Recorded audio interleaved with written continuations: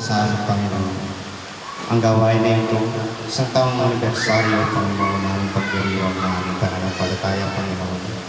Salamat po, Diyos, dahil sa buong buhay namin, Panginoon, dinideklara namin na hindi ka nagkulang, Panginoon, maging sa aming mga pangangailangan, anumang pangangailangan namin sa spiritual, Panginoon. Salamat po, Diyos, sa isang taong katapatan sa aming mga buhay, ganun din biyaya na pinakaloob mo sa aming Panginoon. Salamat sa mga bagay na hindi namin kayang pagkaloob ng aming mga sarili. Bagamat ang iglesia ay nakakaranas ng suliranin, pero hindi ito, Panginoon, sukatan para bitawan namin, Panginoon, ang aming mga pananampalataya, bagkos kami patatagin at patuloy manampalataya sa iyong kalooban. Ngayong hapon, Panginoon, lubos kami nagpapasalamat sa oportunidad na pinagkaloob mo sa amin, na magkaloob kami sa iyo, Panginoon.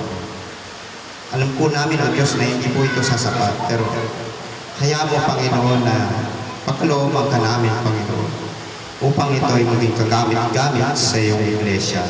At patuloy nga po, Diyos, na naipakala ay mabuting balita, Panginoon.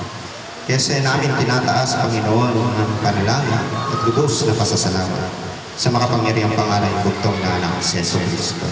Amen.